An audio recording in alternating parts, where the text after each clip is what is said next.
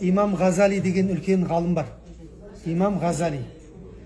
Сол имам Ғазали бір күні шәкірттеріне сабақ беріп отыр екен. Алдында 600 шәкірт отыр екен имам Ғазалидің. Сонда сабағын түсіндіріп болғаннан кейін, құрметті шәкірттер, сұрақтарың бар ма деп айтты дейді. Шәкірттердің барлығы ұстаз түсінікті деп айтты. Бір танымайтын бір жігіт келді де, ұстаз, менің сұрағым бар деп айтады дейді. Ғариб дейді, танымайтын бір кісі. Сол келді, имам дейді.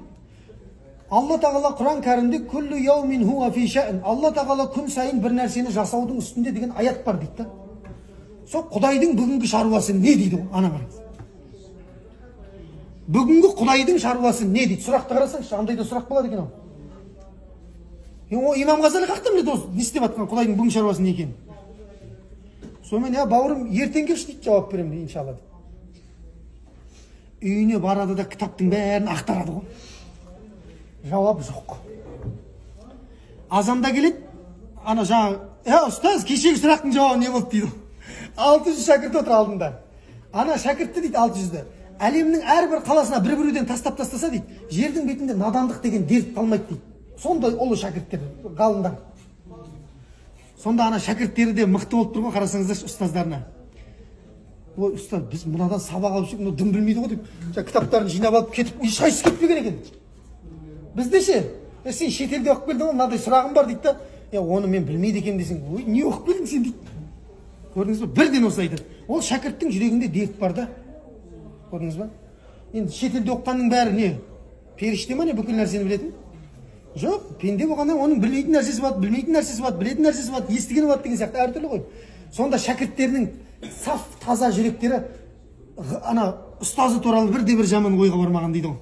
Біреу шығып тұрып кетіп қалмаған дейді. Имам айтты дейді Ғазали, ертең келші, ертең жауап беремін дейді. Иншалла.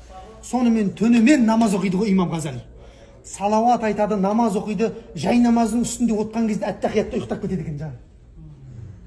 Шаршап та, күндіз сабақ беріп, түнімен шаршайсың ғой намазға да. Сонда пайғамбар саллаллаху алейхи ва саллям келіпті ғой имам Ғазалиге де. Бұл ғалымдар мен сұрақтардың жауабын қалай табады десем, пайғамбар саллаллаху келіп айтып тұрады екен ғой ғалымдарға. Бәсе ана имам Абу Ханифаның айтқан фатуаларын оқысаңыздар, адамның ақылы жетпейді да, мына қалай алды десек, ол кісілерге сол осылай екен ғой. Көрдіңіздер ме? Енді біліп жатыр ғой. Имам Ғазалиге келіп айтты дейді, имам, саған қойылған сұрақтың жауабы былай деп бәрін айтып кетті дейді. Имам Ғазали ұйқыдан тұрып таң намазына барып, шәкірттердің бәрі келіп жатыр. Кешегі жігіт қайда? Қандай сенің сұрағың? Осындай бүгінгі Құдайдың шаруасы не дейді ғой? Сонда имам Ғазали айтады, Алла тағала бір қауымдарды бар қылып жатыр дейді. Бір қауымдарды жоқ қылып жатыр дейді. Бір қауымдарды көтеріп жатыр дейді. Бір қауымдарды түсіріп жатыр. Бір қауымдарды былай қылып жатыр. Бір қауымдарды мынадай қылып жатыр дейді. Тура жолға салып жатыр, адастырып жатыр. Барлығын имам Ғазали пайғамбар саллаллаху алейхи ва саллям қалай айтты, солай тақ айтып берген ғой.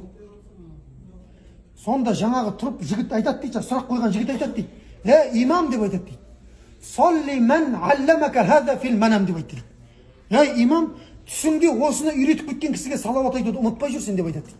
Сөйтті де кетіп қалды дейді жаңа жігіт. Мынауың имам Ғазалидан өтіп кеткен әулие ма бірдеңе болып тұр ғой. Түсіңде дейді, саған осы сұрақтың жауабын үйретіп кеткен кісіге салауат айтып жүруді ұмытпа сен деп айтады дейді ана қараңыз. Сонда ғалымдарымыз тексереді ғой, неге бұлай болды деп. Сөйтсе имам Ғазали соңғы 3-4 күнде пайғамбарға салауат айтуды ұмытып кеткен екен дейді. Соны ана ескертуге келіп тұр екен де жаңа кісі. Қалай Құдайдың сүйікті пенделері. Екінші бір ғалымдар айтады, имам Ғазалидің ішінде андай не туылған болуы мүмкін дейді. Өз-өзіне қызығушылық деген бар. Ой, мен істеп жатырмын ба не деген сияқты. Өз-өзіңе таңғалып жүрсің ғой кейде, дұрыс па? Мен қолымнан да келеді екен ғой бұндай. Ана 600 шәкіртті көрген кезде сондай нәрсе кірген бұл тағаджүб деп айтады бұны шариғатта. Өз-өзіне қызығу деген. Ой, мен деген бүйтемін, ой, мен деген 100 рет қажы болғанмын, ой, мен деген. Көрдіңіз ба? Өз-өзін не істеу? Көтермелеу деп аталады бұл. Сондай нәрсеге тап болып қалған болуы мүмкін, соны тәрбиелеуге кетті дейді жаңа кісі. Оны дүниеде тәрбиелеп алды да қайта жақсы, көрдіңіз ба? Тәубесіне келтіріп кетті да, бұдан былай енді сақ жүреді да ол. Міне көрдіңіздер ма, бұл пайғамбар саллаллаху алейхи ва салламға айтылған салауаттар екен. Міне біз сол қаладан